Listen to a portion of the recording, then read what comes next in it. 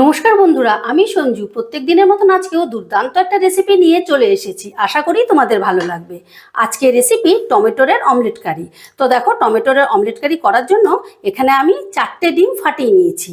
দিয়ে দিচ্ছি 1 চামচ পেঁয়াজ কুচি, দিয়ে দিলাম 1 চামচ টমেটো কুচি, 1 চামচ লঙ্কা কুচি, বেশ খানিকটা ধনে পাতা, দিয়ে দিচ্ছি স্বাদ মতো নুন, দিয়ে দিলাম হাফ চামচের মতন গোলমরিচের গুঁড়ো। আচ্ছা, এই ডিমটাকে এবারে ভালো করে সমস্ত মশলার সাথে ফেটিয়ে নেব। তার আগে তোমাদের দেখিয়ে দিচ্ছি, দেখো এখানে আমি মাঝারি সাইজের দুটো টমেটো, এই মানে মাঝারি সাইজের টমেটো একটুখানি মোটা মোটা করে স্লাইস করে নিয়েছি। তো চলো এবারে ডিমটাকে ভালো করে ফেটিয়ে নিই। তো দেখো, ডিমটাকে আমি বেশ ভালো করে ফেটিয়ে নিয়েছি। এবারে দেখো, অমলেটটা প্রথমে করে নেবার জন্য একটা প্যান বসিয়ে দিয়েছি, আর প্যানের মধ্যে দিয়ে দিচ্ছি 1 চামচের মতন সাদা তেল, আর দিয়ে দিচ্ছি 1 চামচ বাটার। তোমরা কিন্তু শুধু সাদা তেল দিয়েও করতে পারো, বাট একটু বাটার দিলে কিন্তু দারুণ একটা ফ্লেভার আসবে, আর খেতে তো খুব ভালো লাগবে। এবার বাটারটাকে একটু গলিয়ে নেব। আচ্ছা, বাটারটা বেশ ভালো মতো গলে গেলেই আমি টমেটোগুলোকে এখানে সাজিয়ে দিচ্ছি।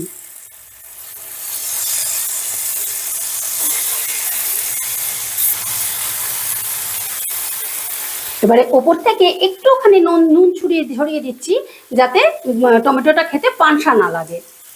এবারে টমেটোটা একটু নরম হওয়ার জন্য আমি 1 মিনিটের মতন, জাস্ট 1 মিনিটের মতন আমি ঢাকা দিয়ে দিচ্ছি। 1 মিনিট বাদে ঢাকাটা তুলে নিলাম। দেখো, টমেটোর কালারটাও একটু চেঞ্জ হয়ে গেছে, আর জাস্ট একটু নরম হয়ে গেছে। এবারে আমি দিয়ে দেব ডিমের গোলাটা। বন্ধুরা, এই রেসিপিটা করা কিন্তু একেবারে সহজ, বাট কিছু প্রসেস আছে, এই প্রসেসটা ফলো করলে একদম পারফেক্ট হবে। ডিমটা ঠিক এভাবে ঘুরিয়ে ঘুরিয়ে টমেটোর ওপর দিয়ে দিতে হবে। আচ্ছা, এবার ডিমটাকে বয়েল করার জন্য আমি 3 মিনিটের জন্য ঢাকা দিয়ে দিচ্ছি একেবারে লো আঁচে। দেখো, 3 মিনিট বাদে ঢাকাটা তুলে নিচ্ছি। দেখো, ডিমের নিচের পোর্শনটা বেশ ভালোভাবে ভাজা হয়ে গেছে, আর ওপরের সারফেসটাও অনেকটা শুকিয়ে গেছে। আমি তোমাদের নেড়ে দেখাচ্ছি যে দেখো, নিচটা বেশ ভালো মতো ভাজা হয়ে গেছে। এবার এটাকে আমি একটা ডিশ চাপা দিয়ে উল্টে নেব, কারণ ডিম অমলেটটা যেহেতু একটু বড়, যদি খুন্তি দিয়ে উল্টাতে যাই তাহলে ভেঙে যাবে। তবে একটু ভেঙে গেলে কোনো অসুবিধে নেই, কারণ এটা আমরা কেটে কেটে রেসিপিটা মানে গ্রেভিটা তৈরি করব। তো এবারে আমি এটাকে উল্টে নিচ্ছি। দেখো, অমলেটটা আমি উল্টে নিয়েছি। এবারে ওই পোর্শনটা ভাজা হওয়ার জন্য আবারও আমি প্যানের মধ্যে দিয়ে দিচ্ছি। আচ্ছা, যেহেতু অমলেটটা অলরেডি রেডি আছে, সেই জন্য আমি 1 মিনিটের জন্য ঢাকা দিয়ে দিচ্ছি। 1 মিনিট বাদে ঢাকাটা তুলে নিচ্ছি। দেখো, অমলেটটা ফাইনালি রেডি। এবারে এটাকে আমি একটা ডিশে ঢেলে নিয়ে ঠান্ডা করে নেব।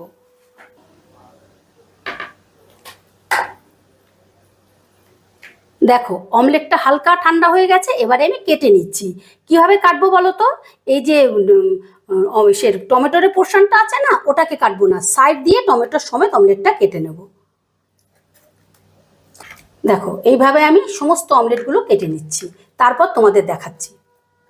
দেখো, আমি সমস্ত অমলেটগুলো পিস পিস করে কেটে নিয়েছি, একটা তোমাদের তুলেও দেখাচ্ছি। এই দেখো, এইভাবে সমস্ত অমলেটগুলোকে কেটে নিতে হবে। আচ্ছা, এবারে রান্নার জন্য একটা প্যান বসিয়ে দিলাম, তাতে দিয়ে দিচ্ছি বেশ খানিকটা সর্ষের তেল। আচ্ছা, তেলটা গরম হয়ে গেলে আমি পেঁয়াজ দিয়ে দিচ্ছি। এখানে বড় সাইজের দুটো পেঁয়াজকে একদম ঝিরিঝিরি করে আমি কেটে নিয়েছি। এবারে গ্যাসের আঁচটা মিডিয়ামে রেখে পেঁয়াজটা আমি বেশ লাল লাল করে ভেজে নেব। যেমন বেরেস্তা তৈরি করতে হয় না, ঠিক সেইভাবে আমি তৈরি করে নিচ্ছি। দেখো, পেঁয়াজটা আমি বেশ লাল লাল করে ভেজে নিয়েছি। এবারে আমি তুলে নিচ্ছি। আচ্ছা, এবারে আমি টমেটোর অমলেট কারি তৈরি করার জন্য একটা স্পেশাল মশলা তৈরি করে নেব। তার জন্য দেখো, একটা মিক্সিং পট নিয়ে নিয়েছি, আর তাতে দিয়ে দিচ্ছি পেঁয়াজ ভাজা। পেঁয়াজ ভাজার আমি অর্ধেকটার বেশি দিয়ে দিচ্ছি, আর এই দেখো অল্প একটু রেখে দিলাম পরে রান্নায় দেবার জন্য।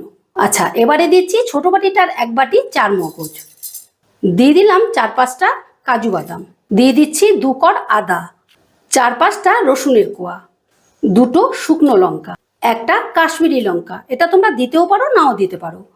এবারে দিয়ে দিচ্ছি 4-5টা কাঁচা লঙ্কা, ঝালটা নিশ্চয়ই তোমাদের পছন্দ মতন দিও। এবারে দিয়ে দিচ্ছি বেশ খানিকটা টমেটো, মানে মাঝারি সাইজের 2টো টমেটোকে আমি কুচিয়ে নিয়েছি। আচ্ছা, এবারে দিয়ে দিচ্ছি কয়েকটা গরম মশলা, দিচ্ছি 4টে এলাচ, একটা দারচিনি স্টিক, 4টে লবঙ্গ আর 4টে গোলমরিচ। শেষে দিয়ে দিচ্ছি 1 মুঠো ধনে পাতা। এবারে অল্প একটু জল দিয়ে একটা মিহি পেস্ট করে নেব। আচ্ছা, এবারে ফাইনালি গ্রেভিটা করার জন্য আমি ওই পেঁয়াজ ভাজার তেলেই দিয়ে দিচ্ছি ফোড়নে দিচ্ছি অল্প একটু জিরে, দিয়ে দিলাম অল্প একটু হিং। এই রান্নায় অল্প একটু হিং দিলে ফ্লেভারটা কিন্তু দারুণ আসবে। এবারে গ্যাসের আঁচটা লোতে রেখেই আমি ফোড়নটা একটু নাড়াচাড়া করে নেব। ফোড়নটা একটু নাড়াচাড়া করাতেই যে দেখবে একটু মিষ্টি গন্ধ বেরোচ্ছে, তখন দিয়ে দিচ্ছি সে স্পেশাল মশলাটা।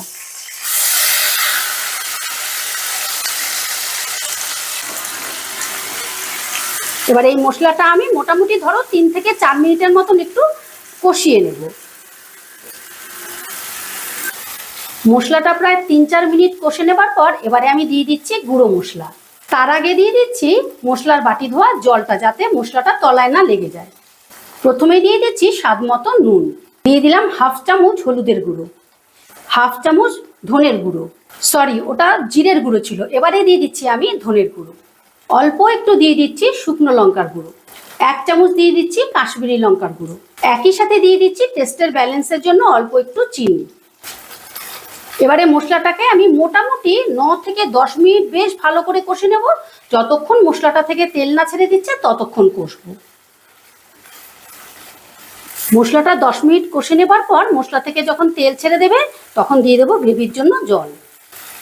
আমি এই কফি কাপটার 1 কাপ জল দিলাম।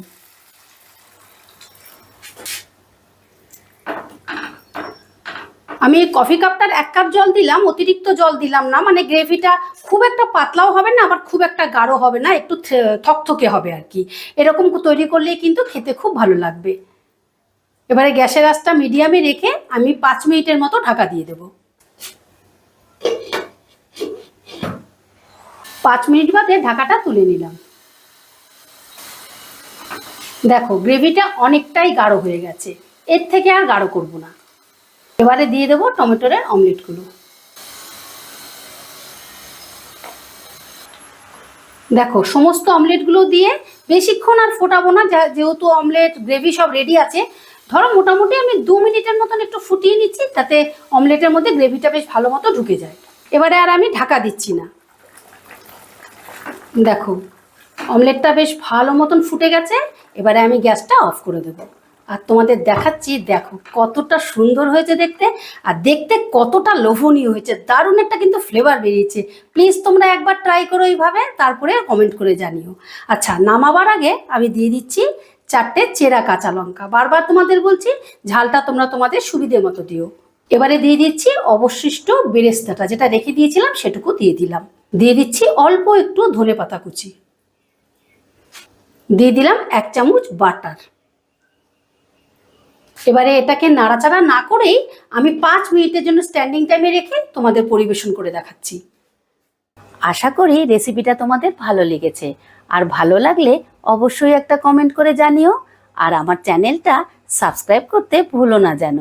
আবার দেখা হচ্ছে নতুন কোনো ভিডিওতে। ঠিক আছে, টাটা।